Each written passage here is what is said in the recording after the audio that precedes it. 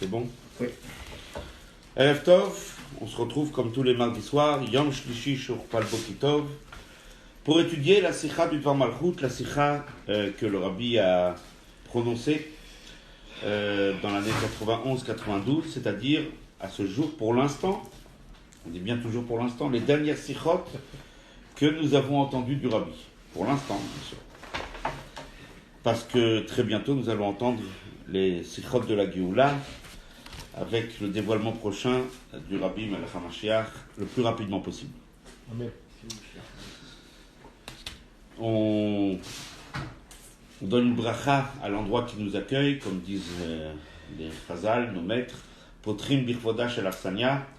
Donc on donne une bracha pour la tzlacha de l'endroit où nous sommes, le Rabat de Neuilly, avec sa tête le Rav Zawi, chez Yichye, qui puisse réussir dans les travaux qu'il doit entreprendre pour permettre à un grand public de pouvoir venir dans les locaux. Amen.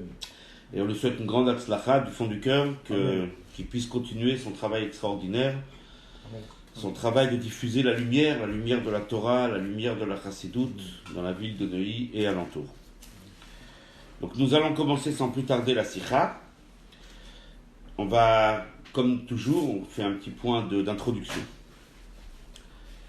Ce qu'il y a de particulier dans les sikhot du Rabbi de l'année 91-92, c'est-à-dire le deuxième semestre de l'année Tafshin Nun Aleph et le premier semestre de l'année Tafshin Nun Bet, donc c'est les derniers discours sur la paracha que nous avons entendus étalés sur une année, c'est que le Rabbi clairement a défini, surtout on l'avait vu il y a 2 semaines, que la Géoula, le Rabbi l'a dit lui-même, que le dévoilement de Mashiach a déjà commencé. C'est des mots très clairs que le Rabbi a prononcés. Le Rabbi a dit que ce dévoilement a commencé depuis le mois de Nissan Tafshin Aleph, Nissan 91. Après la victoire, après les miracles qu'on a vus à la guerre du Golfe, le Rabbi a dit se sont déjà accomplies les paroles du Midrash, il y a le coup de Shimoni. Et donc, Melech HaMashiach s'est déjà dévoilé depuis Pessah, depuis le mois de Nissan. Les mots du Rabbi, on va les répéter fidèlement. Le Rabbi, dans les sikhot qui vont venir, qui vont être étalés sur une année, va nous préparer à justement cette Géoula. Parce que cette Géoula, elle vient par étapes. Elle ne vient pas du jour au lendemain. Elle vient par des étapes qui, en fait, quelque part, correspondent à notre cheminement à nous vers la Géoula. C'est-à-dire qu'il n'y a pas uniquement le travail d'Akadosh Baruch Hu qui envoie le libérateur, il y a aussi le travail du peuple juif qui entend le message et qui se prépare à cette Géoula. Se préparer à la Géoula veut dire 2 choses. La Géoula, c'est une situation de délivrance et qui est opérée par l'émissaire d'Akadosh Baruch Hu, comme ça s'est passé au moment de la sortie d'Égypte, où l'émissaire d'Akadosh Baruch Hu, c'était Moshe Rabbeinu. Et comme disent nos sages, Moshe Goel Rishon, ou Goel Acharon Moshe, le premier et le dernier libérateur. C'est-à-dire qu'au moment de la Géoula, pour connaître cette situation de la délivrance, il y a un émissaire d'Akadosh Baruch Hu qui s'appelle le Melech HaMashiach, qui va venir nous délivrer. Se préparer à la Géoula, dit le Rabbi, c'est se projeter déjà dans la Géoula, vivre la Géoula, voir la Géoula. C'est un travail qui incombe à chacun. Mashiach est là, mais nous devons apprendre à regarder. Ce n'est pas un regard facile. Le Rabbi l'a dit lui-même, lorsqu'on parle à des gens qui sont nés dans la galoute, qui ont grandi, vécu dans la galoute, et ce depuis quasiment 2000 ans qu'on est en exil, ce n'est pas du jour au lendemain qu'on peut avoir cette vision et accepter et vivre ce qu'on doit vivre. C'est utopie pour les gens, oui. Le Rabbi d'ailleurs traite dans une des sikhot, Shabbat Parashat Balak, de cette même année Tafshin Aleph. Le Rabbi parle de la nature sceptique de l'humain. C'est une nature que Akadosh Baruch Hu lui-même a créée, a mis chez l'homme. L'homme est sceptique, l'homme il a du mal à croire à certaines choses. 2000 ans de galoute. Tout à fait, et en plus avec 2000 ans, ça épuise. Et donc forcément, c'est pas du jour au lendemain qu'on nous délivre un message, et puis voilà, on a, comme on dit, c'est bon, le message est reçu. Ça prend du temps.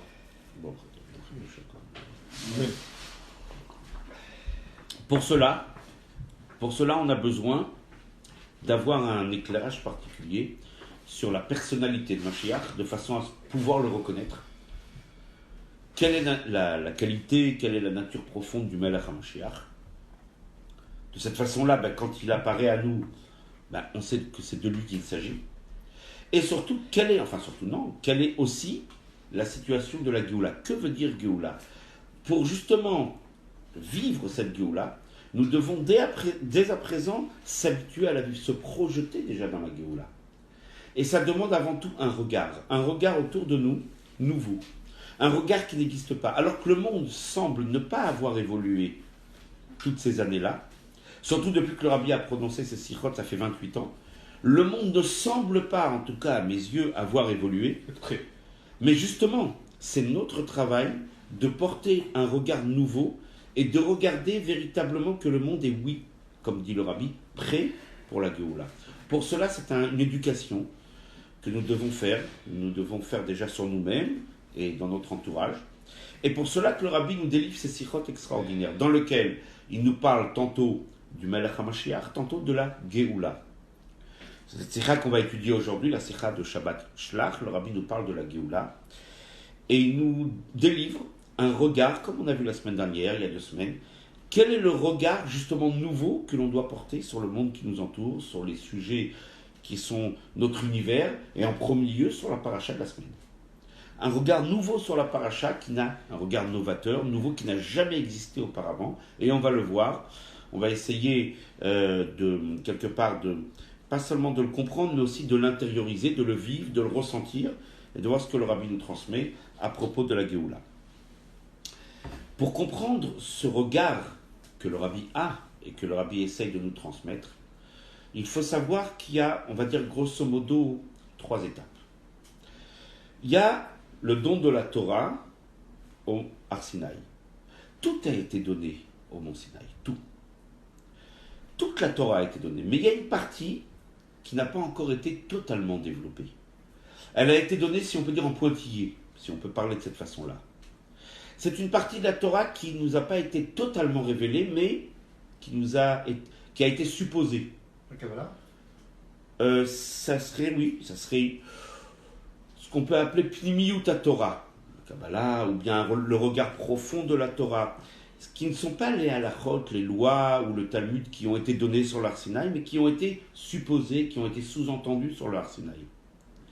Donc déjà, on peut même retrouver ces enseignements dans la Torah orale, par exemple, dans le Talmud, dans la Gemara, mais c'est un peu plus difficile. Vient ici ce qu'on appelle Pnimiyut Torah, d'abord le Zohar, ensuite le Harizal, et ensuite la Chassidut, pour faire bref, qui vient nous apporter un regard nouveau, mais pas totalement.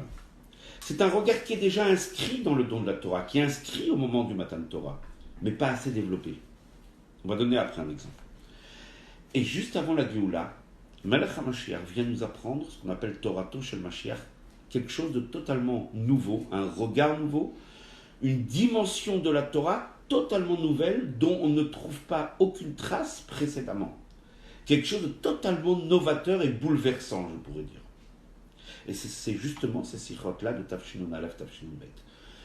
Alors on va juste donner un petit exemple bref, qui est un petit peu, si on peut dire, le canevas, le schéma global de toutes ces sikhot, où le Rabbi nous apprend à voir avec ce regard totalement nouveau. Prends un exemple très simple. Un homme vit une situation difficile, ce qu'on appelle une épreuve. Si on regarde ce qui est écrit dans la Torah telle qu'elle nous a été donnée au mont Sinaï, il y a effectivement, dans le projet du monde, tel qu'Akadosh Baruch Hu a créé le monde, il y a ce qu'on appelle la négativité. Il y a des sujets qui ne sont pas positifs. Dans la Torah, c'est rempli. Quelqu'un qui vole, quelqu'un qui tue nous, etc. Il y a des situations dramatiques, des situations tragiques, des épreuves, des moments difficiles. Personne ne peut occulter que ce moment difficile dans lequel un juif se trouve, ou dans lequel l'humanité se trouve, est un moment tragique, c'est un moment difficile. Si on sait regarder, en vérité, il faudrait apporter un regard différent à cette négativité. Ce regard, il n'est pas véritablement inscrit clairement dans la Torah, il est en pointillé, il est sous-entendu. La Gemara, par exemple, le Talmud nous dit, en fait, il faudrait regarder sur des situations négatives de la façon suivante, Kol ma de'avad rachamana letavava. Tout ce qu'Akadosh Baruch Hu fait, c'est pour le bien. C'est-à-dire qu'il y a un mal, oui, ça on ne peut pas le nier, mais, comme on dit Besofo shel davar, au final, quelque chose de bien va ressortir de cette situation. C'est toute l'idée du Nisayon, de l'épreuve, qui est négative, mais qui va peut-être faire sortir un jour le juif. C'est une idée qui n'est pas développée totalement, et même très peu, qui est développée. Il y a la fameuse histoire de la Gemara avec Nahum Ish Gamzu, qui disait toujours Gamzu le Tova. Tout ce qui m'arrive, c'est pour le bien. Il y a un bien qui va ressortir de cela. Rabbi Akiva, qui ne peut pas trouver un hébergement dans une ville qu'il allait visiter, et il est obligé de loger à l'extérieur de la ville avec sa bougie, son âne et son coq. Ah oui. Et son coq, la bougie, l'âne et le coq. Et en fin de compte, il perd les trois en une nuit. Bon, on ne va pas rentrer dans les détails de l'histoire. Et il a confiance en Dieu. Il dit c'est négatif, c'est noir, j'ai plus de lumière pour étudier la Torah, j'ai plus d'âne pour me transporter. Imaginez-vous cette situation. Quelqu'un, il n'a plus d'âne aujourd'hui, c'est notre voiture. La voiture, elle a été volée. Quel drame. Notre lumière, ça serait peut-être le portable. Je ne sais pas si on peut extrapoler. Et un réveil, c'est peut-être notre montre qui nous permet de nous situer dans le temps. Et puis il a perdu tout ça. Il dit c'est pas grave, tout est pour le bien. En fin de compte, au final, des brigands sont entrés dans la ville, etc. Ils ont exterminé, ils ont tué une grande partie de la ville. Enfin, toute une histoire. Et Rabbi Akiva, qui n'a pas été trahi par sa lumière, ni par son âne qui aurait peut-être brillé, ou le coq qui aurait mis des sons, qui aurait pu trahir Rabbi Akiva. Rabbi Akiva dit en fin de compte, ben voilà, tout ce que Dieu a fait, c'est pour le bien. Alors, on a quelques histoires, quelques enseignements, mais c'est au compte-gouttes. Cette idée-là qu'un mal peut aboutir et peut m'amener à quelque chose de meilleur, c'est quand même une idée qui est développée, oui, dans la Torah, mais en pointillé, très limité. Vient ici Pnimiyut Torah, qui commence par le Zohar, le Harizal, et surtout la Chassidut, et qui vient m'enseigner un concept, qui est en fin de compte la mise en valeur de ce qu'on vient de raconter dans le Talmud, qui est Yerida, le Tzorech Aliyah. Toute chute, c'est en fait pour mieux remonter. On recule en arrière pour mieux sauter, comme on dit en français. Ce concept, comme on dit, n'est pas totalement nouveau. Il existe en pointillé dans le Talmud, on l'a vu, mais il n'est pas développé. Vient la Chassidut, elle le développe. Elle apprend à un homme, oui, tu es dans une négativité, tu es dans une épreuve, tu es dans une situation difficile, tragique, ou etc. Mais sache qu'il y a un but ultime à cette situation. Ne reste pas bloqué ici. Donc c'est une sorte de chidouche de nouveauté quelque part. Difficile à croire pour...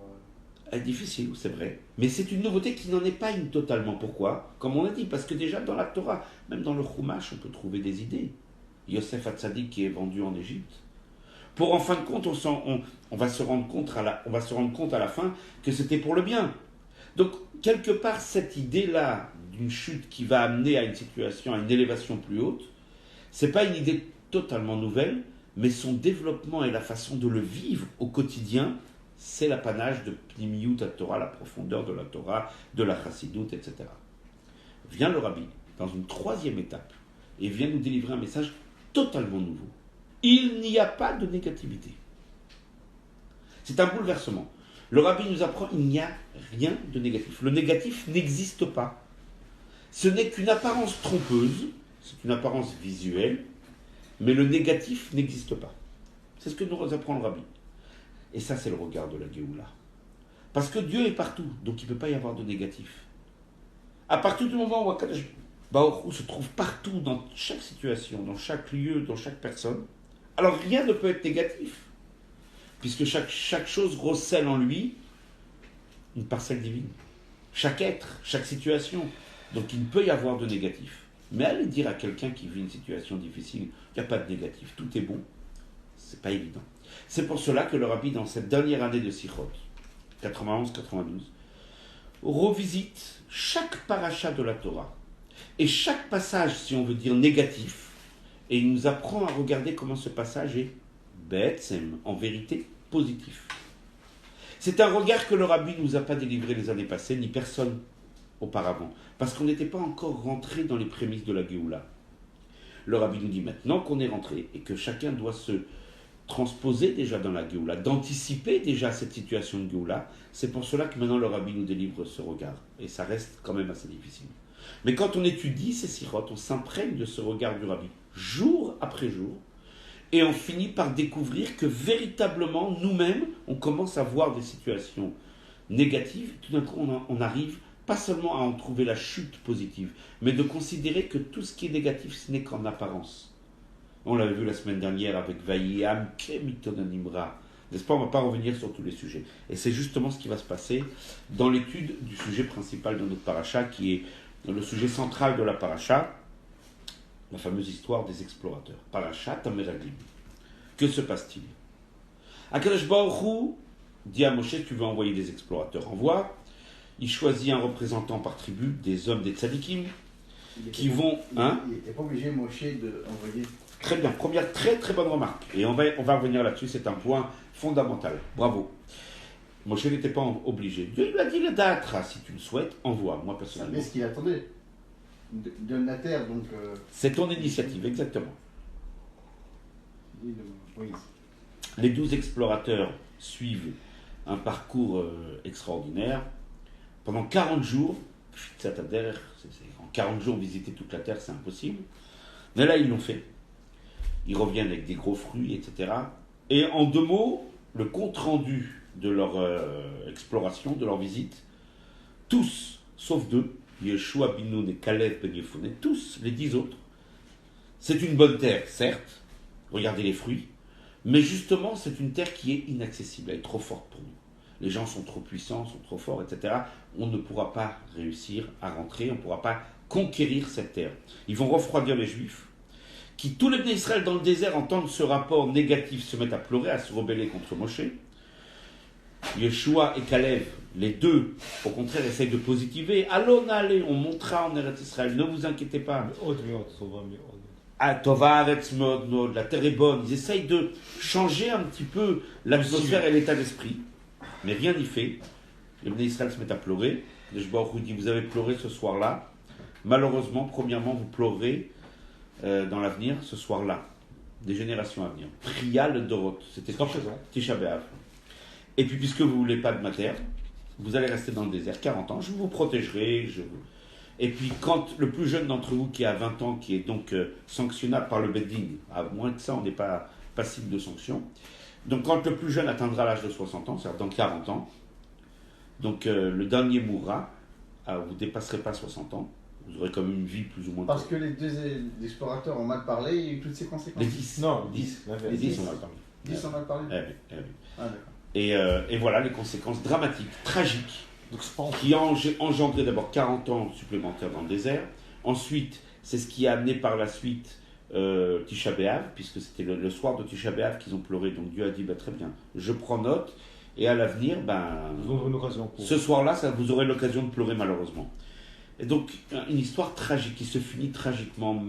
Malheureusement, les explorateurs eux-mêmes, les 10 qui meurent dans d'atroces souffrances, etc., ils sont sanctionnés, etc. On ne va pas revenir sur tous les détails de la paracha, chacun peut l'étudier. C'est une histoire tragique.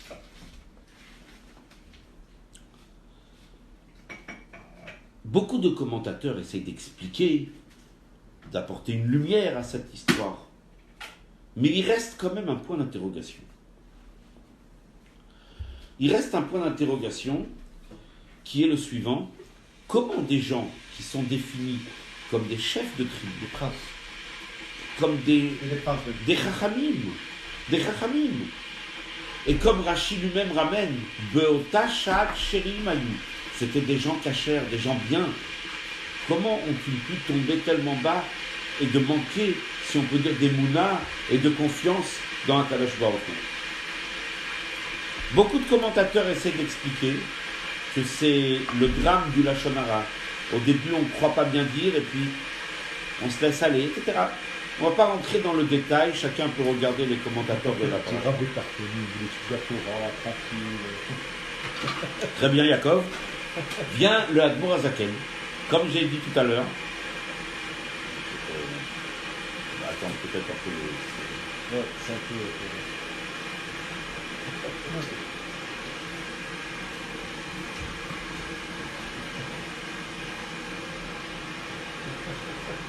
Pas grave, on va attendre, c'est pas grave, il n'y a pas de problème. Comme on ne s'entend pas tellement, c'est un peu difficile. Voilà, on fait une petite pause. Voilà, ça s'arrange. Tout s'arrange. Comme on a dit tout à l'heure, il y a une situation négative. Si on sait regarder profondément, on peut remarquer que le négatif, quelque part, en fin de compte, il a en lui aussi du positif. Et après, le rabbi vient nous dire non, il n'y a pas de négatif. Alors on va le voir justement, comment cette paracha, comment cette histoire va parcourir les 3 étapes que nous avons dit. Alors, la première étape, c'est négatif, c'est tragique, c'est dramatique, c'est je ne sais pas quels sont les mots que l'on pourra définir cette situation et cette histoire. C'est une histoire qui est malheureuse, qui est noire, qui est négative. Ça, c'est la première étape. Vient ensuite la chassidoute, des années après, et qui vient nous dire, sache regarder le positif qu'il y a dans cette histoire. Il y a du positif. Omnam, c'est vrai que la situation elle-même et ce qui s'est passé, c'est une histoire qui est tragique, les conséquences sont tragiques. C'est pas une histoire positive, c'est vrai. Mais il y a du positif. L'avenir, le rabbi va dire, il n'y a que du positif.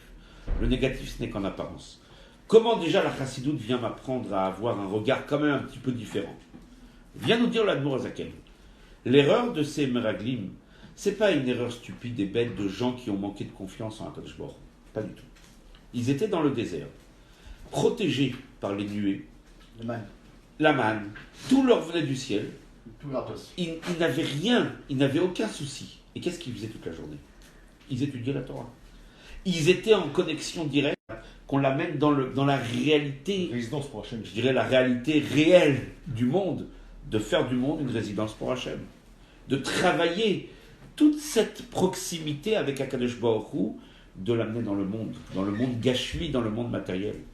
Alors certes, ils ont fait une erreur, mais qui est motivée quand même par un sentiment noble, un beau sentiment, mais le résultat concret, c'est une erreur.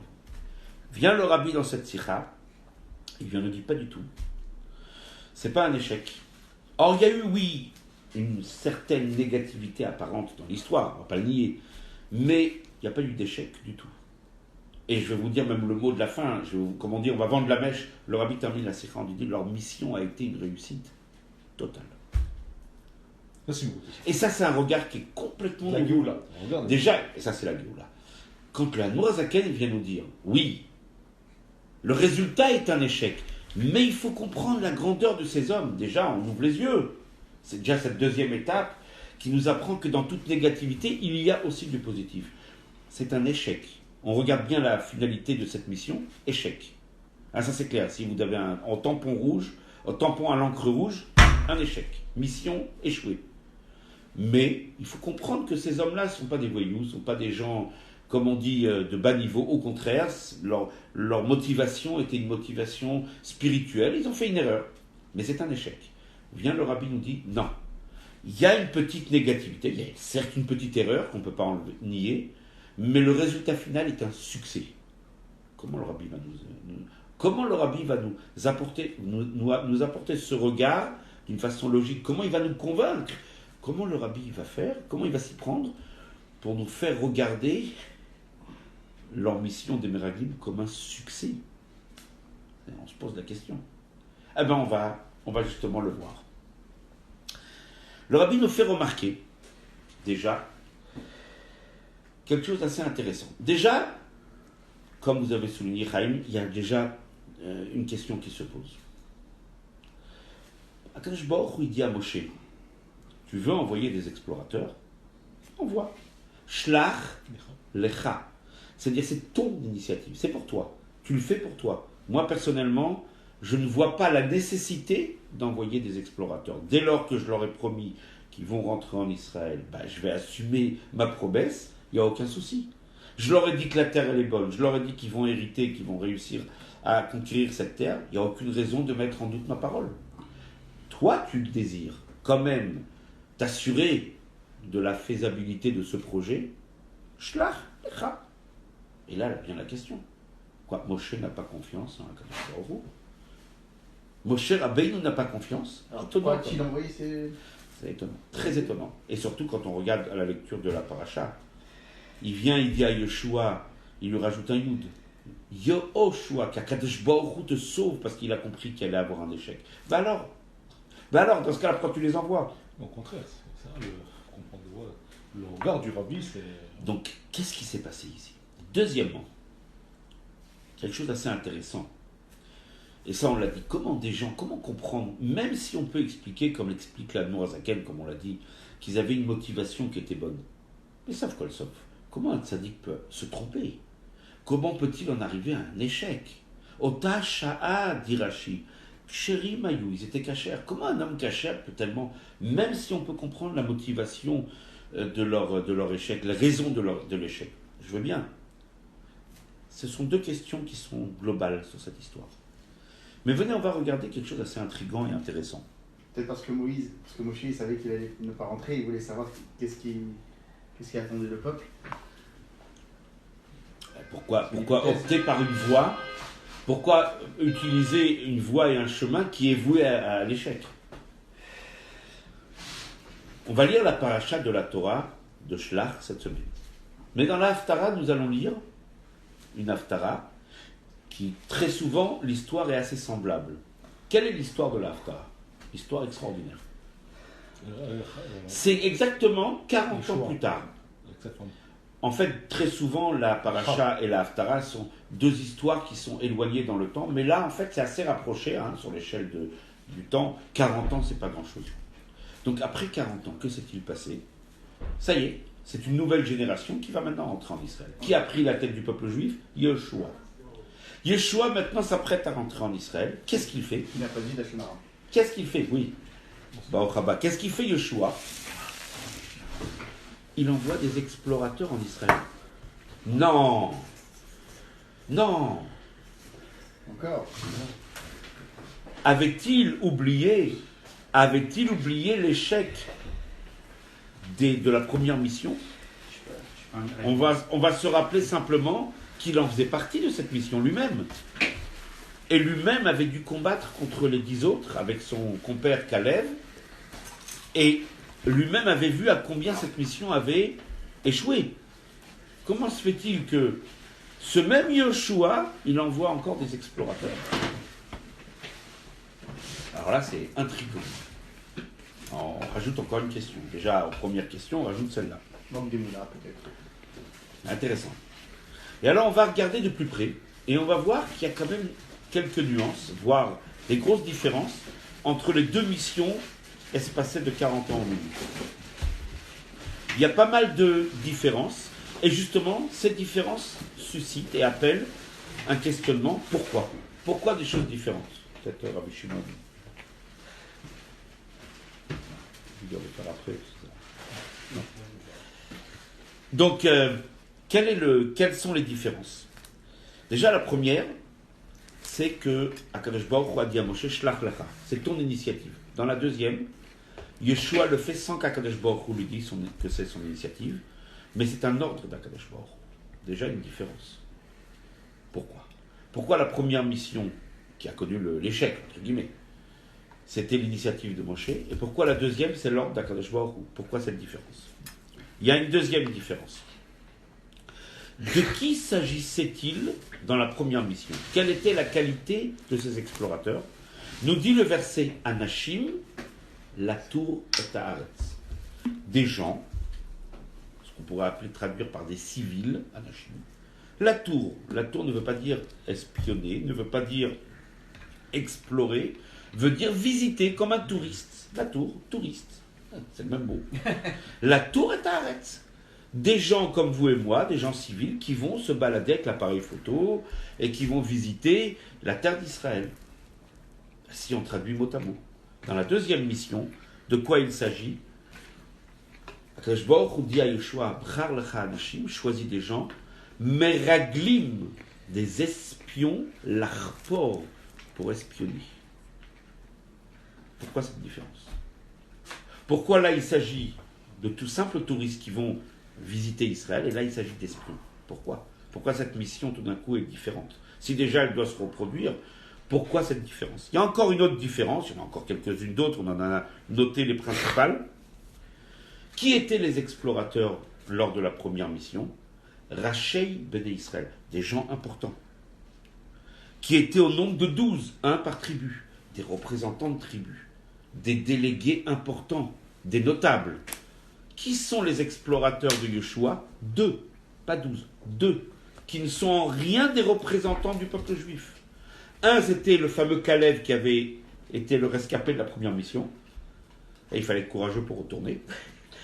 Et 2, c'était Pinchas. Et d'ailleurs, on ne le sait même pas dans la paracha. Ce n'est pas écrit dans la Torah. On le sait dans les commentateurs, etc. Bon, c'est Pinchas, le fameux Pinchas, fils de Elazar, fils d'Aaron HaKohen.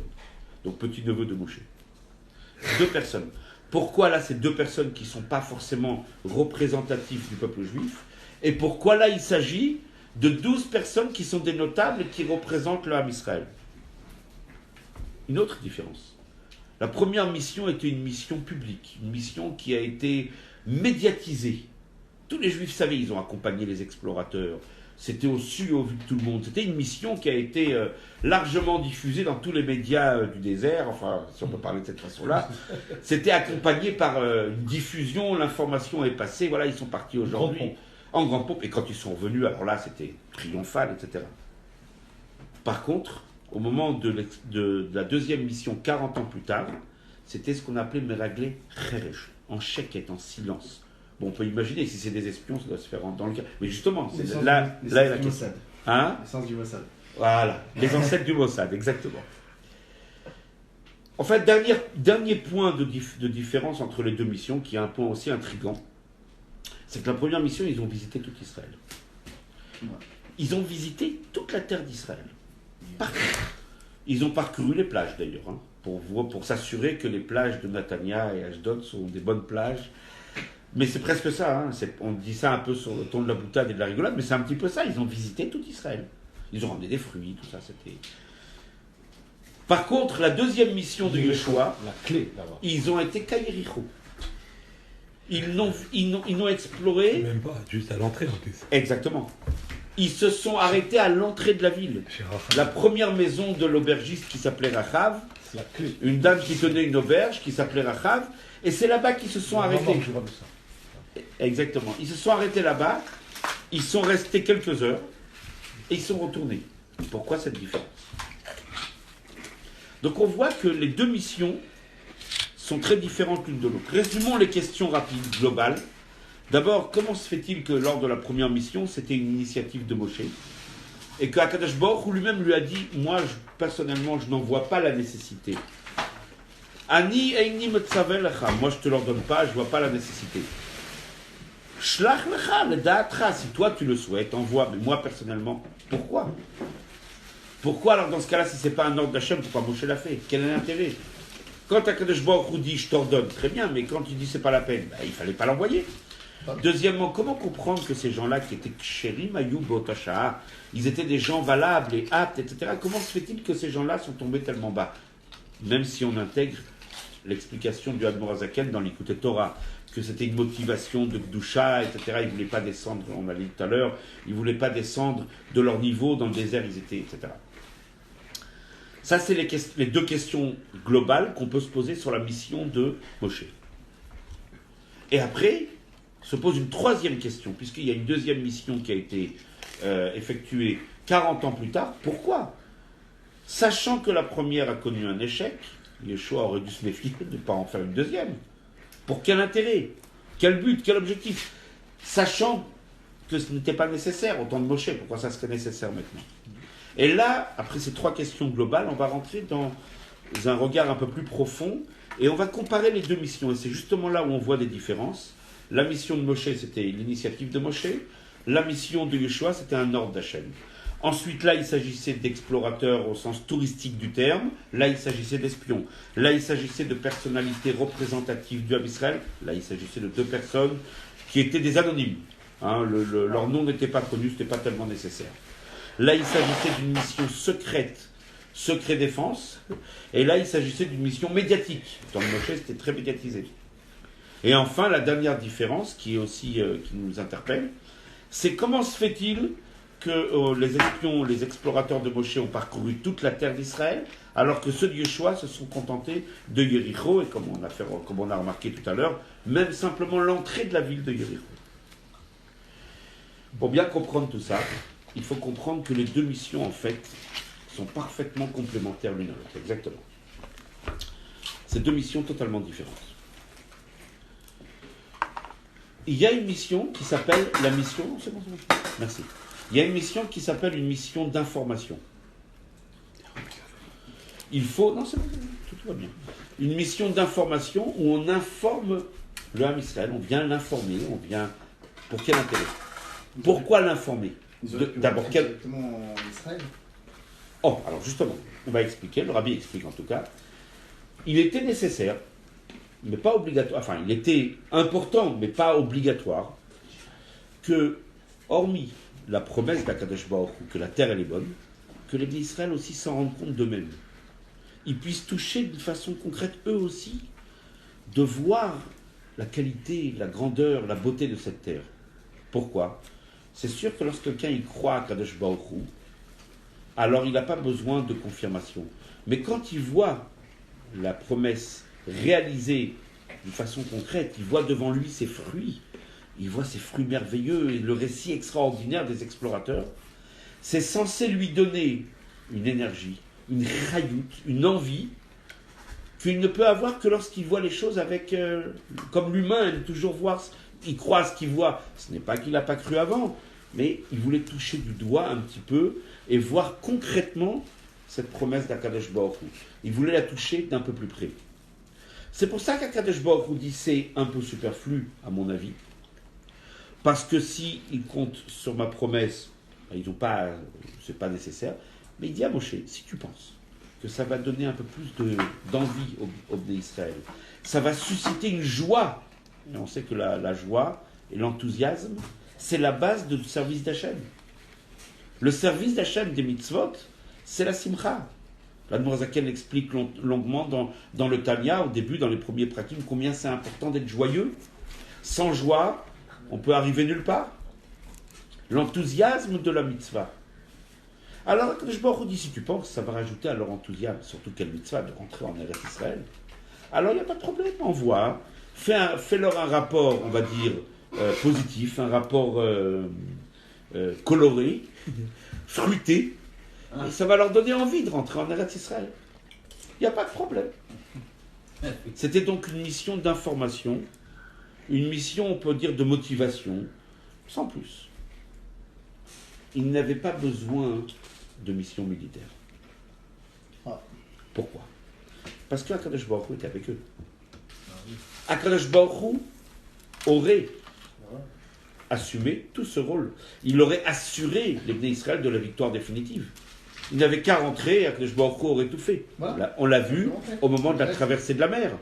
Akadosh Baruch Hu dit, Moshe il a dit aux Bnei Israël, Hachem yilachem lachem, c'est Dieu qui fait la guerre pour vous. Ne dites plus rien, avancez, Dieu se charge de tout. Donc il n'y a aucune raison et aucun besoin militaire de faire une mission d'exploration. La seule raison, c'est informer les Juifs et quelque part leur donner l'envie, susciter l'enthousiasme chez les Bnei Israël. La mission de Yeshua, c'est tout le contraire. Pourquoi? Parce que malheureusement, après cette histoire tragique des Meraglim, Akadosh Baruch Hu s'est un petit peu retiré du Ham Israël. Il leur a dit, dorénavant, vous ne mériterez pas ma présence, on va dire, visible et effective comme vous l'avez jusqu'à maintenant. Vous allez devoir vous-même emprunter les voies naturelles du monde. Je serai toujours là, bien sûr, avec vous. Mais Akadosh Baruch Hu, quelque part, maintenant, dorénavant, il souhaite que les Bnei Israël, d'eux-mêmes, ils se débrouillent tout seuls. Et c'est pour cela que maintenant, la guerre devait se faire comme une guerre classique.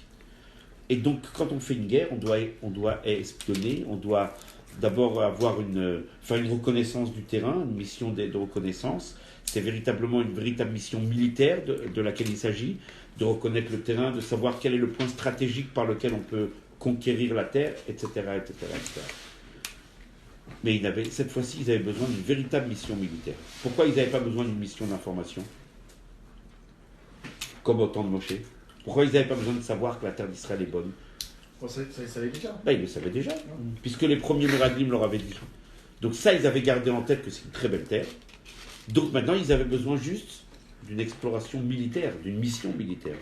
Donc en fait, les deux missions sont totalement différentes mais complémentaires. La première, c'est plus pour susciter l'enthousiasme et l'envie d'amener Israël, et non une opération militaire. La seconde, c'est pile le contraire. C'est une opération militaire que je souhaite que les choses se fassent maintenant naturellement. Et ce n'est pas une mission d'information. Si on a compris le sens de ces deux missions, et combien ces deux missions sont différentes mais complémentaires, on pourra comprendre déjà les différences qu'il y a entre elles. Déjà, la première différence, c'est, dit Akadosh Baruch Hu à Moshe, ton initiative. Ce n'est pas obligatoire. Effectivement, si c'est pour susciter l'enthousiasme, rajouter du plaisir au Bnei Israël, c'est pas nécessaire, c'est que du plaisir. C'est pas pour conquérir la terre, c'est pas une opération militaire, c'est pas obligé. C'est juste pour leur ajouter un petit peu de plaisir, d'envie, susciter cette envie. C'est pour ça qu'il a dit, c'est ton initiative. Au temps de Yeshua, c'est une opération militaire. Je me dis, vous devez faire les choses de vous-même. Je viendrai vous aider. Je suis là pour vous couvrir, bien sûr. Mais vous devez faire les choses, comme on dit, Bedel Chateva, dans les règles de l'art, dans les règles de la nature. Donc c'est pour cela que là, Akadosh Baruch Hu, il a dit à Yeshua, envoie des explorateurs. C'est pour cela que ceux de Moshe, c'était une initiative de Moshe, alors que ceux de Yeshua, c'était un ordre d'Akadosh Baruch Hu. Déjà, on a compris la première différence.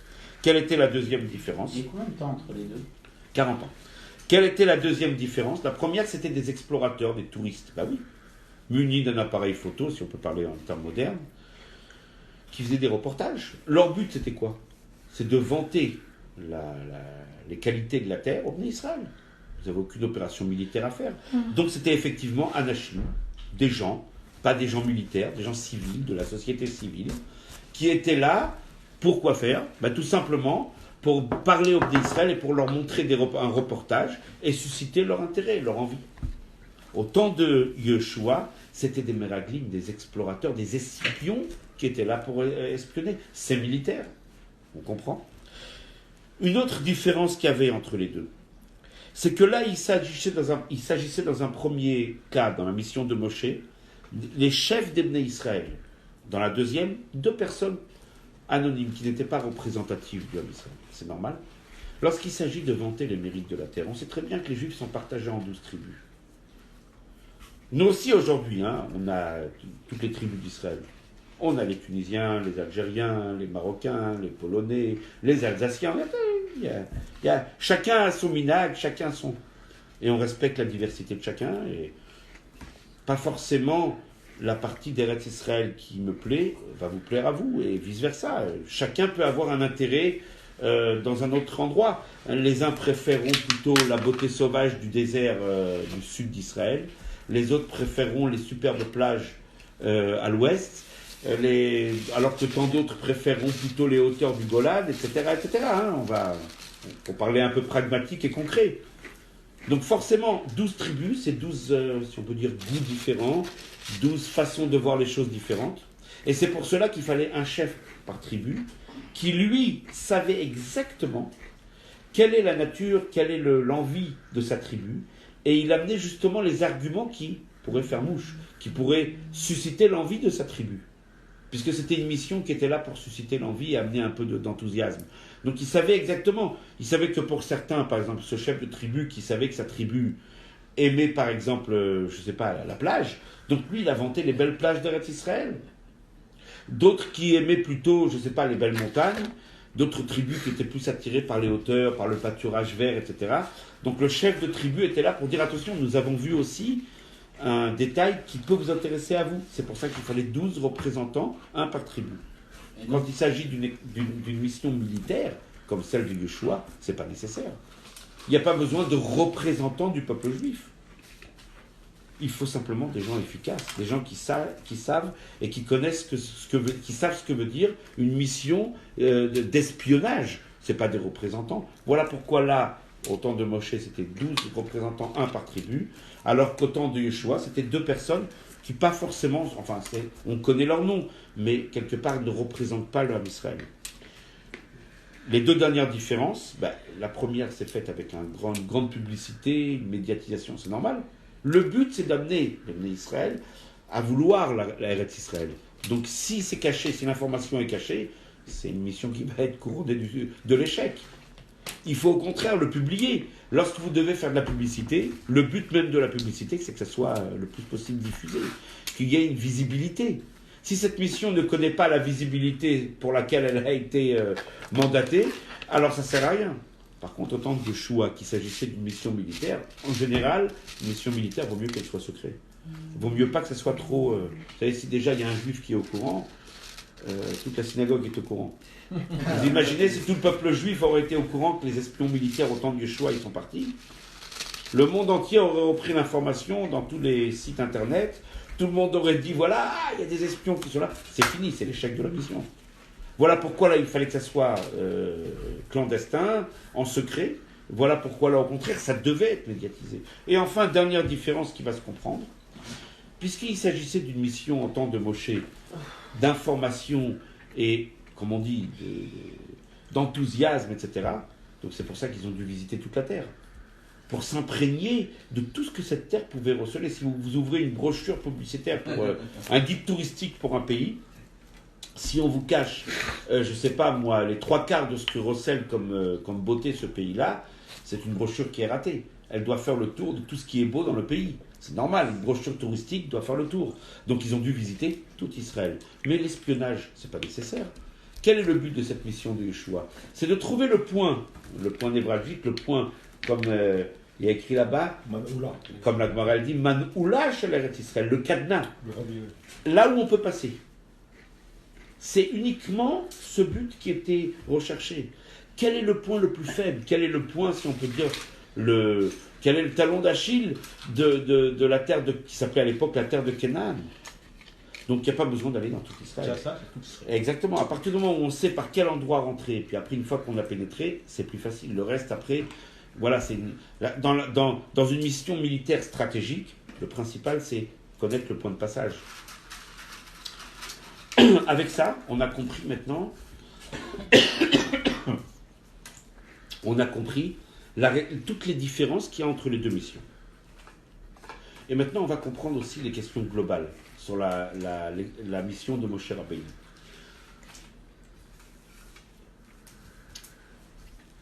Pourquoi Akadosh Baruch Hu a dû dire à Moshe, fais-le de ta propre initiative? Moi, je n'oblige pas. Comment bien l'expliquer? À partir du moment où ce n'est pas nécessaire, c'est juste pour rajouter un peu de chayout, un peu d'enthousiasme, un peu d'envie au Bnei Israël, que Baruch Hu dit pourrait se suffire de ma promesse. S'ils veulent maintenant le voir de visu, ok, fais-le, il n'y a pas de problème. Je ne vois aucun inconvénient d'y Akadosh Baruch Hu, mais ce n'est pas nécessaire. Et c'est pour cela que Moshe l'a fait, parce qu'il a compris qu'il fallait que le Bnei Israël, en voyant, il serait un petit peu plus concerné, plus enthousiasme, plus volontaire pour monter en Eretz Israël. Une fois qu'on a bien expliqué tout ça, on se rend compte qu'en fin de compte, les deux missions d'abord sont complémentaires, et qu'en fin de compte, il y a un point qui va être extraordinaire. C'est que pourquoi la mission de Yeshua était une mission exclusivement militaire et pas touristique? Vous avez dit la réponse tout à l'heure. Pourquoi n'était-il pas nécessaire de vanter les mérites d'Eretz Israël au Bnei Israël 40 ans plus tard? Directement? Non, pourquoi il fallait leur dire que la terre elle est belle? Pourquoi il ne fallait pas leur dire 40 ans plus tard? J'ai été fait. Mais parce que ça a déjà été fait. Autrement dit, la première mission a réussi. Dans les faits, concrètement, puisque ce n'était pas nécessaire d'envoyer une autre équipe d'explorateurs pour vanter les mérites d'Eretz Israël et susciter l'envie et l'enthousiasme chez les Bnei Israël, c'est bien la preuve que la première mission, à ce niveau-là, elle a été couronnée de succès. Or, c'était sa vocation première. Ils ont rajouté. Il y a eu une apparente erreur visuelle, en tout cas, c'est qu'ils ont rajouté, ils ne pourra pas conquérir. Mais la mission pour laquelle ils ont été mandatés, qui est de vanter les mérites de la terre, Et de l'acquérir. de vanter les mérites, sans rentrer concrètement là-dedans, on va en parler après. Mais juste vanter les mérites de la terre, pour ça ils ont réussi. La preuve, c'est que Yeshua n'avait pas besoin de le faire. C'est bien la preuve que la mission, si elle a été entachée d'une erreur, mais le résultat final est un succès. Rappelez-vous comment on a vu cette mission, cette histoire, en 3 dimensions. La première, c'est quand on lit la Torah. Les Rechaïm, les mécréants, ils ont parlé du mal d'Israël. Waouh, négatif. C'est du négatif total. Quand on regarde la Torah avec notre premier regard, on a l'impression d'avoir une situation totalement négative. Si ensuite on étudie ce qu'on appelle Pnimiut à Torah, tel que ça a commencé avec le Zohar et ça a été développé par la Chassidut. On ouvre l'écouter Torah du Admor Zaken. En disant que oui, c'est vrai, c'est négatif. Mais il faut comprendre qu'il y avait une motivation qui était positive. C'est une erreur. Mais ces gens-là, en fait, ils voulaient rester connectés avec Dieu dans le désert, comme on a expliqué tout à l'heure. Donc c'est une erreur, certes, mais qui n'est pas venue par un manque de confiance en Dieu, qui n'est pas venue par si on peut dire, un défaut chez ces personnes. C'est une erreur qui est venue justement de par leur grandeur. Mais résultat final, même avec ce que la Chassidoute, la Nourazakan explique, résultat final, échec. Vient le rabbi, il te dit non. Si la mission d'information, et le rabbi prouve bien que c'est qu'une mission d'information et comme on dit, d'enthousiasme, de chayout, de plaisir, si elle n'a pas été nécessaire, il n'était pas nécessaire de la reproduire, de la refaire cette mission 40 ans plus tard, c'est bien parce que les premiers ont réussi. Donc oui, il y a une erreur autour, ça a été entaché d'une certaine erreur, mais dans le fond, le résultat a été positif. Ce n'est même pas un résultat négatif. Et ça, c'est le regard extraordinaire que le rabbi nous apprend à avoir sur la paracha, sur toutes les parachiotes de la Torah et sur toutes les situations qui peuvent, en tout cas, apparaître à nos yeux comme négatives. Le rabbi nous apprend à regarder que ces situations-là ne sont même pas négatives pour du positif, Yerida, le Tzorech Aliyah, une chute pour mieux remonter, mais plus encore. Regarde le résultat final, concret. Apprends à voir que bien qu'il y a une négativité apparente, on est encore en galoute, n'est-ce pas? Mais justement, essaye de voir la finalité. C'était un succès, puisqu'il n'y a pas eu besoin de vanter les mérites d'Israël 40 ans plus tard. Ça, c'est la première partie de la Sikha, où le rabbi explique et il nous apprend à regarder profondément qu'il n'y a rien de négatif, même la mission des Meraglim, qui, oui, extérieurement, encore une fois, bien sûr, il y a eu certains sujets de négatifs autour. On ne peut pas le nier, mais il faut apprendre à regarder la finalité de cette mission. Cette mission, elle a été couronnée de succès. La preuve. Le rabbi nous a mis une preuve, qui est le chumash qu'on va étudier demain. À la fin de la paracha, enfin dans le réveil de la paracha, Kadosh Baruch Hu dit au peuple d'Israël, quand vous viendrez Kitavo, El Haaretz, etc., vous allez offrir des sacrifices, etc. Et qu'est-ce qu'il dit Rashi? Pourquoi Kadosh Baruch Hu leur parle de ça? Il voulait leur dire Bisser lahem chez Ikansu la'aretz. Il voulait dire attention, c'est qu'un contretemps, mais vous allez rentrer en Israël. Donc en fin de compte, l'échec de la mission des Meraglim, c'est un échec tout relatif. D'abord, dans leur mission, ils ont réussi, la preuve c'est qu'il n'y avait pas besoin de le faire 40 ans plus tard. Ensuite, concrètement, ils sont quand même rentrés dans le désert 40 ans après. Donc, en fin de compte, même s'il y a une négativité autour, mais le reste, tout ce qui est à l'intérieur reste bon et positif. C'était pas seulement, on peut trouver une excuse au Meraglim, comme dit le Admor Zaken, parce que on n'était pas encore dans la Géoula à l'époque. Mais maintenant qu'on rentre dans la Géoula, on peut voir les choses beaucoup plus positivement qu'avant, et de voir qu'en fin de compte, la négativité n'est qu'apparente et momentanée. Au moment où on est encore dans ces 40 ans, on ne peut pas dire que c'est du bonheur, c'est du parfait, c'est du bien, etc. Mais maintenant qu'on en est sorti, et surtout que les conséquences de ces 40 ans sont terminées, puisque nous dit le Rabbi, on est à la porte de la Géoula. Donc maintenant, le négatif, le peu de négatif qu'il y avait autour a disparu, et donc maintenant, il n'y a que le positif. Ça, c'est le regard extraordinaire du Rabbi, justement, pour nous éduquer à regarder le monde, aujourd'hui tel qu'il est aujourd'hui, prêt à recevoir Mashiach, prêt à la délivrance. Le Rabbi va beaucoup plus profondément, et on va essayer de dire les choses rapidement pour ne pas être trop long. Profondément, la mission de Moshe Rabbeinu des explorateurs, c'est quelque chose de très fort. Que veut dire conquérir la terre? Quelle est cette idée qui se cache derrière la conquête de la terre? Que veut dire la conquête de la terre? La terre représente la matérialité. Kadosh Baruch Hu a créé une dimension qui s'appelle le monde. Le monde, olam, en hébreu. Olam, ça vient du terme ELM, masque, voile. Parce que la nature même du monde, c'est de voiler Elokut, de voiler Akadosh Baruch Hu qui est dedans. Akadosh Baruch Hu, il est partout. Mais la nature propre du monde, c'est de voiler Elokut, à tel point qu'on dit aux gens, tiens, ben regarde, le soleil se couche, le soleil se lève. Non, c'est la nature, c'est pas Hachem. Le monde, quelque part, nie, malheureusement, l'existence divine. C'est le monde. Akadosh Baruch Hu a créé un monde où la matérialité étant tellement importante qu'elle masque la spiritualité. Mais il ne faut pas en rester là. Il faut conquérir la terre. Qu'est-ce qu'ils ont fait les Bnei Israël? De Eretz Kenan, ils en ont fait Eretz Israël. À la fin avec Ken, Hashem. Une terre de Dieu. Eretz HaKodesh. Ils ont pris une terre qui était une terre profane, de Avodah Zarah, d'idolâtrie, Eretz Kenan, et ils l'ont transformée. C'est toute l'idée qui se cache derrière cette conquête de la terre. En fait, chaque juif a le devoir de conquérir la terre, de conquérir la matérialité. Au contraire, ne pas laisser le monde masquer à Kadosh Baruch Hu, mais au contraire, utiliser le monde pour la révélation d'Hachem.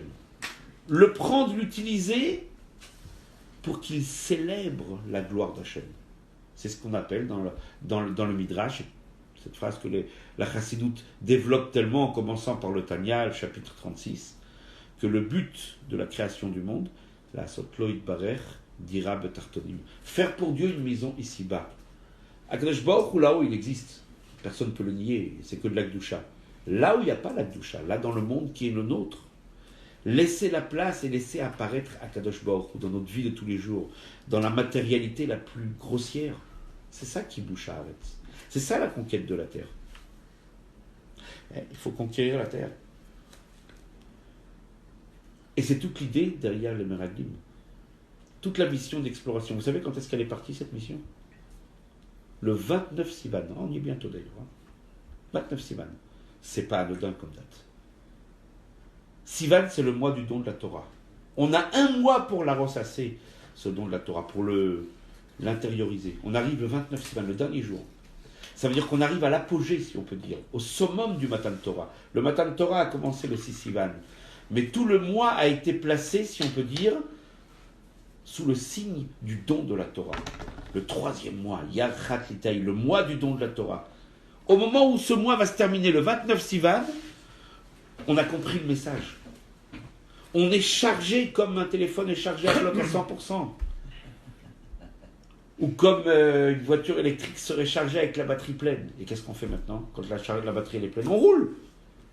Et c'est le moment maintenant de réaliser. Au moment où on est le 29 Sivan, qu'est-ce qu'ils font les Bnei Israël? Ils doivent rentrer en Israël. Ça veut dire quoi? Au moment où on s'est chargé d'une façon pleine, totale, du message de la Torah, que doit-on faire? Aller dans le monde et le déverser sur le monde. L'utiliser. Conquérir le monde. C'est ça qui bouche à Haaretz. Cette idée-là de conquérir la terre, au-delà bien sûr de la conquête physique de la terre. On peut pas, chaque chose existe sur le plan, on va dire, du pshat, littéral. Mais il y a une idée profonde qui se cache derrière. C'est la mission de chaque juif, de conquérir la matérialité, la terre, Amtsiyut, ce qui est gashmi, ce qui est matériel, ce qui fait notre monde. Et quand est-ce qu'on peut le conquérir? Le 29 Sivan. Quand on s'est chargé du message du Har Sinaï, on est la batterie pleine. Une fois que la voiture elle a été chargée, la Zoé, là, c'est ça. Une fois qu'elle a été chargée, allez, maintenant tu prends la route, va en Israël. Vas-y, c'est bon, t'as les batteries pleines. C'est plutôt les Tesla, je crois, qui sont un peu plus... qui ont plus d'autonomie. Alors là, c'est des batteries extraordinaires, parce que les batteries du Matan Torah, elles font pas 300 ou 400 km. Les batteries du Matan Torah, c'est illimité. Une fois que c'est chargé, c'est illimité. Oui, il faut charger jusqu'au 29 Sivan. Et là, le dernier jour du mois de Sivan, tu débranches. Enfin, on ne débranche jamais. On reste branché. Il n'y a plus de fil. Hein, c'est une liaison. Et on rentre en Eretz Israël. C'est toute l'idée. D'accord? Et donc, Akadosh Baruch Hu nous dit attention. Ça ne va pas être simple de conquérir la terre. Pas simple. Comment faire d'une terre qui est matérielle? Comment faire d'un objet qui masque Akadosh Baruch Hu? Prenez ce petit objet. Ce petit objet, vous voyez Dieu dedans? Non. Comment faire pour faire apparaître la gloire d'Hachem dans le monde matériel? Comment faire pour que mon trajet métro boulot dodo se transforme en passage, en chemin dans lequel je reconnaîtrai Hachem? Bechol derachecha da'e, ou dans tous tes chemins reconnais Hachem.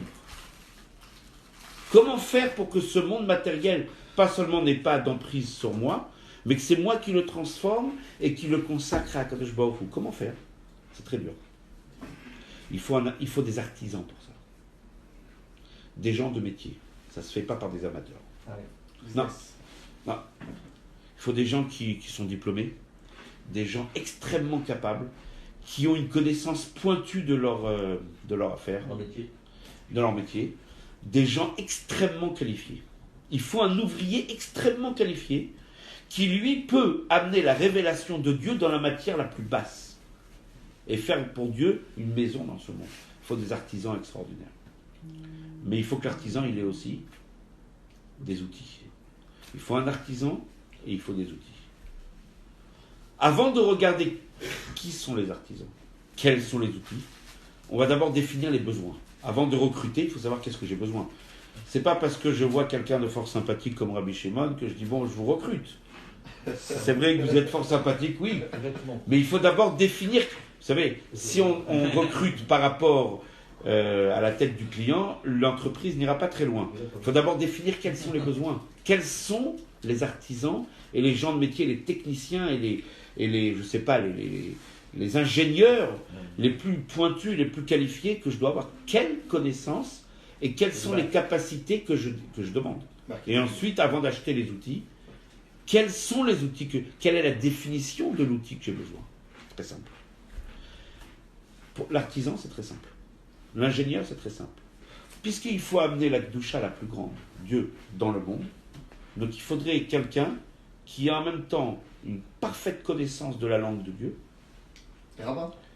et en même temps une parfaite connaissance de la langue du monde. Vous voulez amener Dieu dans le monde, ça veut dire que vous devez déjà connaître Dieu et le monde. Déjà, il faut maîtriser les deux logiciels. Si vous n'avez pas la maîtrise parfaite et totale de deux logiciels, vous n'êtes pas l'ingénieur qualifié pour cette mission. Plus sec. Oh, peut-être plus. Il faut un ingénieur qui sache parler au monde, qui connaisse les us et coutumes du monde, qui vive dans le monde, qui se fond dans le monde, mais en même temps qui reste branché là-haut et qui parle avec là-haut. De cette façon, il peut unir les deux, amener la présence divine dans le monde. Quels sont les outils? Il faut un outil qui soit en même temps connecté par un système Wi-Fi ou je ne sais pas, un système, je ne sais pas comment on pourrait inventer ça, avec le Tout-Puissant. Et en même temps un outil qui puisse se brancher sur Terre. L'échelle de Yaakov, c'est un outil extraordinaire celle-là. Qu'est-ce que la Torah elle dit sur l'échelle de Yaakov? Précurseur du satellite. Ouais, extraordinaire. Veine Sulam Mutsavarza. Attends. L'échelle, elle est pas au sol. Mutsav.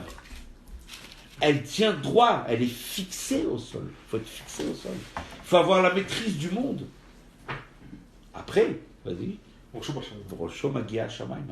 Il faut que la tête puisse atteindre le ciel. C'est d'ailleurs la tfila c'est la tfila, c'est l'outil. Hein. Je dis le secret à l'avance. C'est la tfila de façon globale.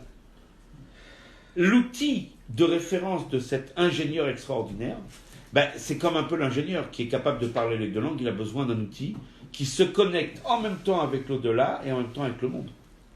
Autrement dit, un outil qui aurait une double dimension. Une dimension spirituelle, une dimension matérielle. Lui-même, l'ingénieur doit avoir une dimension spirituelle et une dimension matérielle. Alors maintenant, je vous demande qui est le meilleur outil?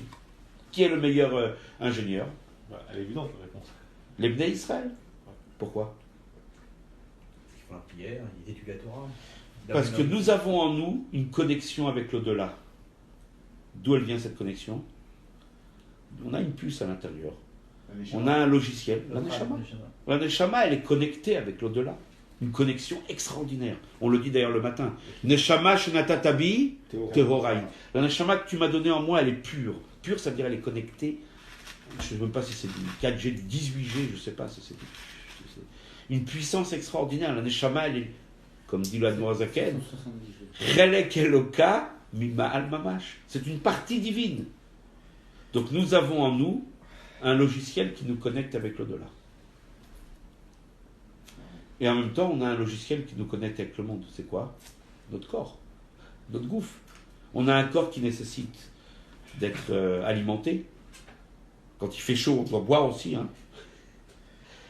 On a besoin de repos. On a besoin de traverser le monde. On a besoin de marcher dans la rue. Pour vivre, il faut aller travailler. Il faut être assis dans un bureau, dans un bus, dans une autoroute. Il faut, je ne sais pas, courir. Des fois, on fait même son jogging. On doit courir pour entretenir le corps. Alors, avec le corps, on est connecté avec la matérialité. avec la neshama connectée avec la spiritualité. Et c'est comme ça qu'on peut relier les deux et amener Hachem dans le monde. Voilà pourquoi les meilleurs ingénieurs sont les nés Israël. Quel est notre outil? Torah et mitzvot. La Torah et les mitzvot, c'est quoi? C'est une émanation de l'esprit divin et de la volonté divine. Donc connecté avec l'au-delà. Mais ces mitzvot et cette Torah, où est-ce que la Torah s'étudie et où est-ce qu'elle se pratique? Sur terre. Un loulav, c'est une branche de palmier, hein, ça ne peut pas être autre chose. Si on ne peut pas faire un loulav spirituel, il faut que ce soit physique, qu'on le prenne avec les mains. Lorsque, je ne sais pas, moi, on prend une peau de vache et on la transforme en paire de tefilines et on l'attache, la mitzvah, c'est lié avec le physique. La mitzvah, elle a un aspect, une dimension matérielle. Elle a une dimension spirituelle. C'est pour ça qu'elle peut rattacher les deux. Elle peut amener Akadosh Baruch Hu dans le monde. Donc nous, pour résumer, nous ingénieurs, nous avons les deux dimensions. Torah et Mitzvot ont les deux dimensions. Le couple parfait qui permet d'amener Dieu dans le monde. Maintenant, vous comprenez pourquoi il y a écrit Bereshit bara Elohim. Pourquoi Bereshit? Disent nos sages, couper le mot en deux. Bet, Reshit. Il y a deux Reshit. Il y a deux sujets Reshit qui sont extraordinaires, qui sont des prémices, qui sont les meilleurs. Bara Elohim et Hashamayim. Pour lequel Dieu a créé le monde. C'est quoi? Torah et Israël. Parce que c'est grâce à la Torah qui est pratiquée par les Juifs qu'Akadosh Baruch Hu peut créer le monde, c'est-à-dire faire un monde qui, tout en étant matériel et pas spirituel, un monde physique, mais en même temps c'est un monde qui puisse accueillir la révélation divine.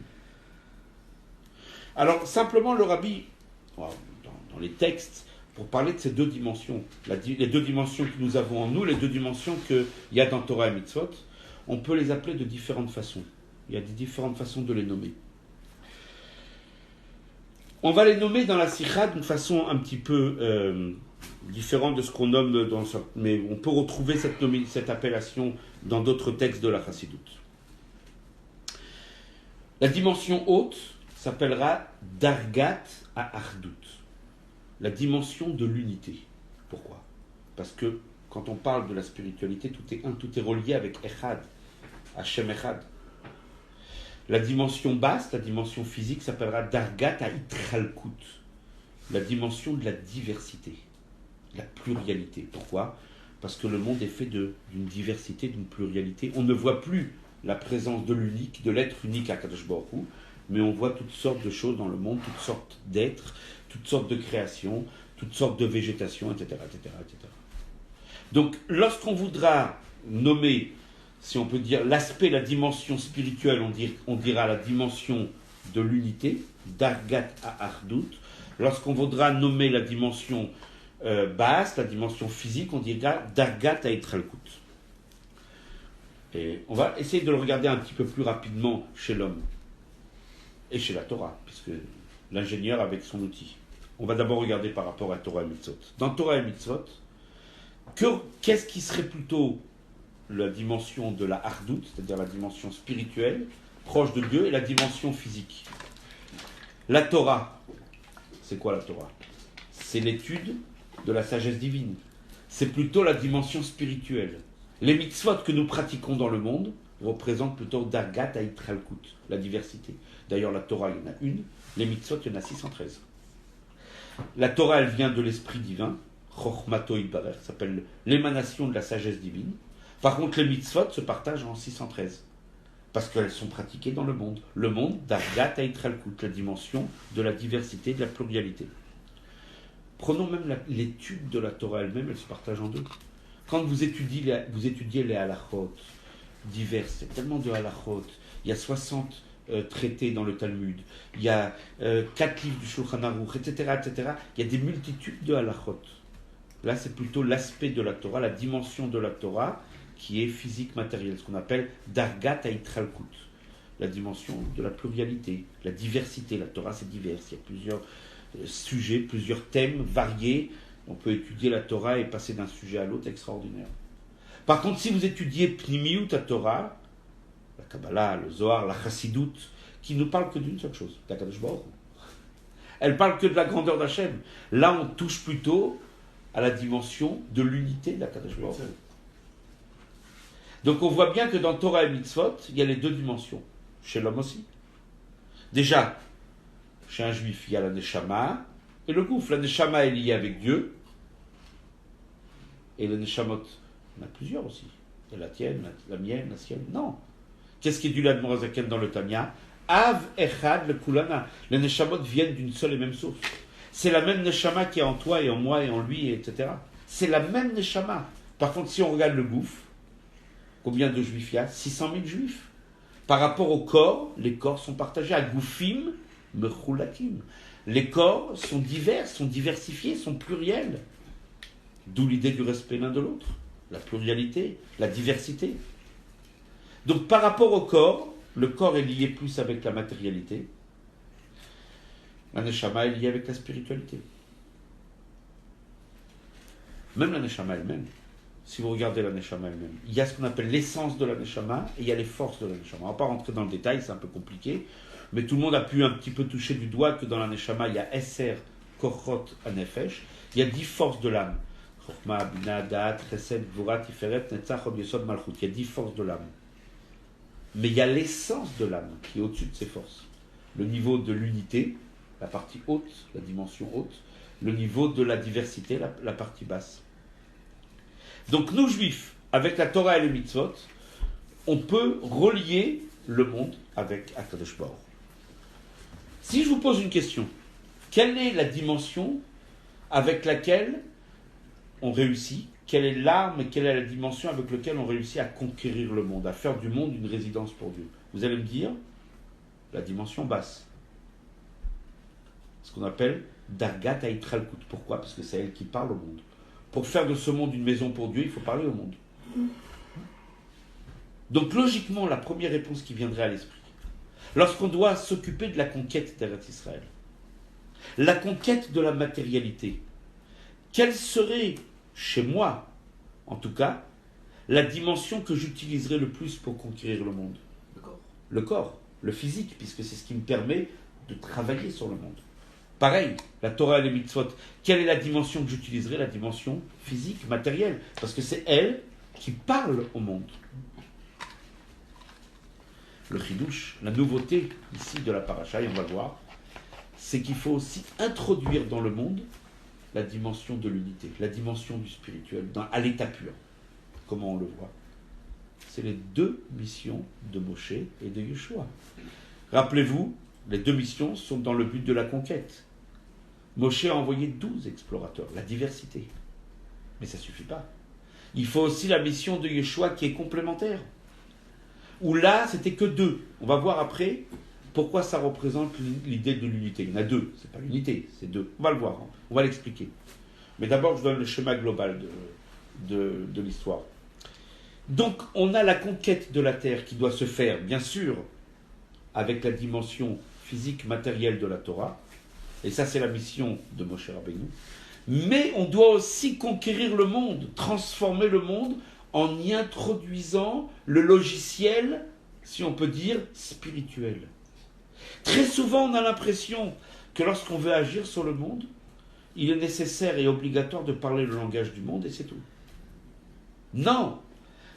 L'idée de cette paracha, c'est qu'il y a une deuxième mission qui vient, où il faut introduire la dimension haute, la dimension de la Kedusha.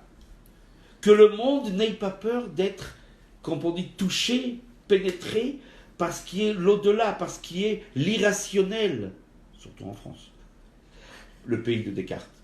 Il ne faut pas avoir peur d'introduire dans le monde cette idée de l'irrationnel, cette idée de la dimension haute, d'Argat à Ardout.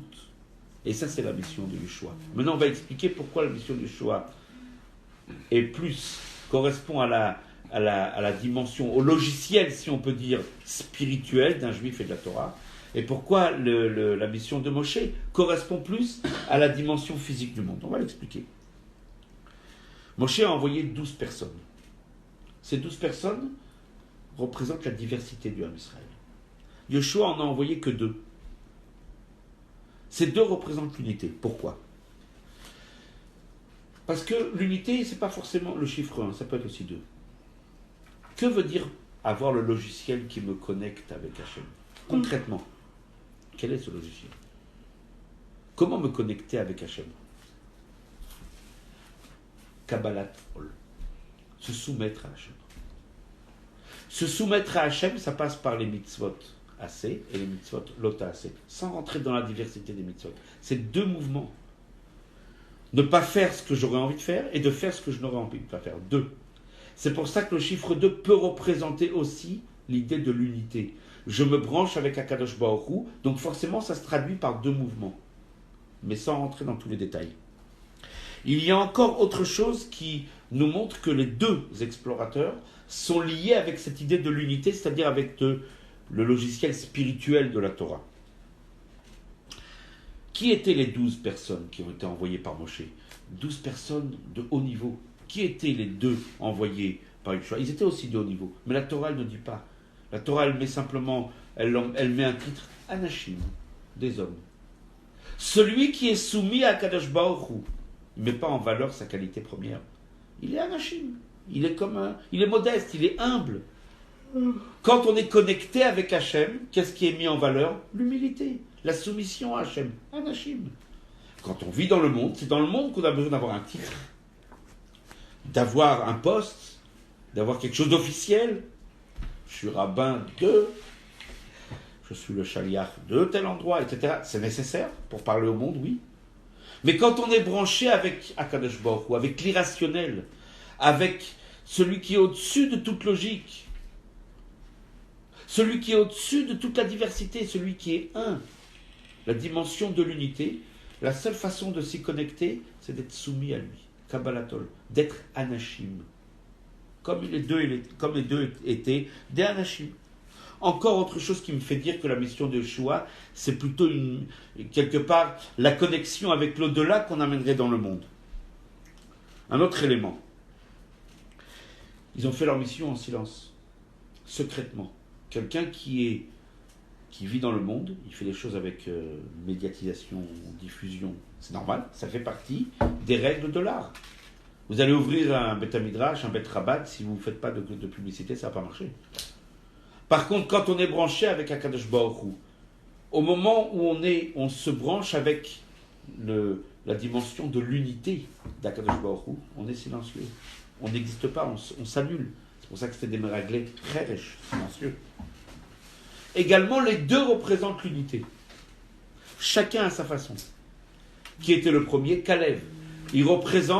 C'était le représentant des 12 premiers. Les 12 premiers, c'était lui le seul représentant. Les 12 premiers explorateurs de Moshe, 10 sont morts dans le désert parce qu'ils ont parlé du mal. Yeshua a succédé à Moshe. Et le seul qui est reparti pour une mission, reparti pour un tour, comme on dirait, c'était Kalev ben Yefouné. Il représente l'idée de l'unité. Avant, il faisait partie d'une diversité de 12. Maintenant, il n'est plus qu'une unité. C'est vraiment comment la personne elle-même était dans une dimension de 12, donc dans une dimension de diversité, dans une dimension qui a un rapport avec le monde, qui a une connexion avec le monde, et dorénavant, maintenant, il est un. Qui était Pinchas, le deuxième? C'était Pinchas, Shevet Lévi. Qui est le Shevet Lévi? C'est la tribu qui est connectée avec Hachem toute la journée, qui sert dans le temple, qui ne travaille pas dans le monde, qui est vouée au service divin, relié avec la dimension de l'unité. Ça, c'est Pinchas. D'ailleurs, pourquoi Pinchas il a été? Parce qu'au moment de la Géoula, la terre sera plus partagée en 12, mais en 13. Shevet Lévi aussi recevra une partie. Et donc déjà Pinchas, il a été pour préparer le terrain pour sa tribu. Ah oui. Et quand on dit 13, Gematria, Echad, 1. Pinchas et Kalev les deux représentent cette idée de l'unité, cette idée de la soumission, du Kabbalatol. C'est pour ça que la mission de Yeshua, c'était dans un seul lieu. Le lieu qui englobe tout Israël, l'Inyan de l'unité. La dimension de l'unité. C'est l'endroit unique qui contrôle tout Israël.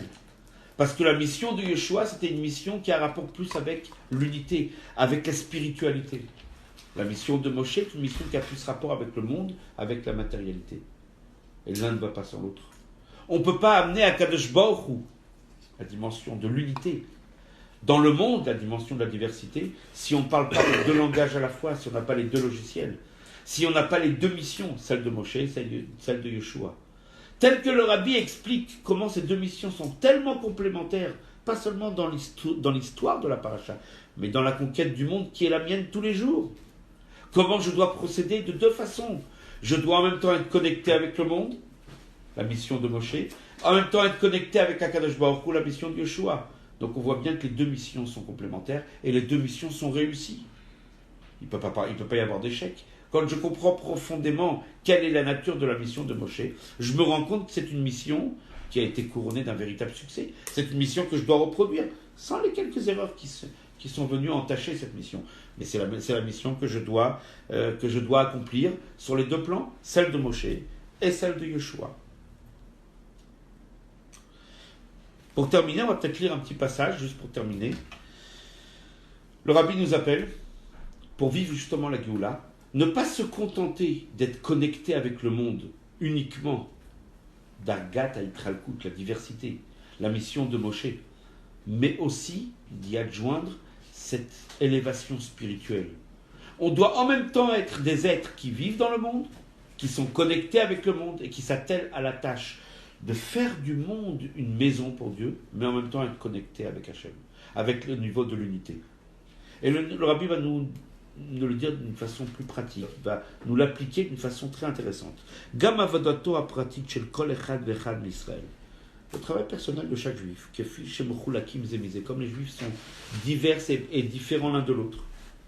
Kolel ou bimyuchad be'anyan de l'edaatra. Chacun il a sa façon de voir. En deotel shavot. Les hommes ils n'ont pas les mêmes opinions. Et c'est quelque chose qui est positif. La dimension de la diversité, c'est positif. Ça fait partie justement d'une des deux dimensions qui est nécessaire pour connecter les deux. C'est Chaliot Chadura Benokudatardut. Mais elle doit être pénétrée par l'idée de l'unité. On n'efface pas la diversité. La diversité existe. Et elle doit être pénétrée en son sein profondément par le sujet de l'unité, chez le Malam et Kralkut, qui est plus haut que la diversité. Si la diversité est respectable, dit le Rabbi, chacun selon sa façon de penser, chacun selon ses conceptions, parce que la Kadosh Baruch Hu, on l'amène dans le monde, on ne l'amène pas dans les mondes là-haut. On l'amène dans un monde qui est justement diversité. Alors il faut respecter la diversité. Mais en même temps, cette diversité doit être pénétrée en son sein par l'idée de l'unité. Et comment ça s'exprime? L'amour du prochain et l'unité. L'unité ne veut pas dire que tout le monde pense pareil. Pas du tout. Chacun est différent. Ça représente le monde. Mais en même temps, pénétré par cette idée qu'on est tous unis l'un avec l'autre. Se préoccuper, qu'est-ce que l'autre a besoin. L'azor, aider, ou le saïe à apporter du soutien, tout ce que l'autre a besoin, spirituellement et matériellement. Et comme on le dit avant la tefila, alors nous dit le Rabbi à ce moment-là, lorsque ce travail sera parfait, les deux missions de Moshe et de Yeshua, elles seront complémentaires. À ce moment-là, on sera connecté avec l'au-delà, avec Akadosh Baruch Hu, la dimension de l'unité, qu'on amènera dans la dimension de la diversité. Et comme la paracha nous dit, Biser lahem sheikatsu laaretz, avec ça, nous allons accueillir la Géoula amitit v'ashkema, Yechi Adonai Moreinu v'Rabbeinu Melech HaMashiach, Leilom Voed.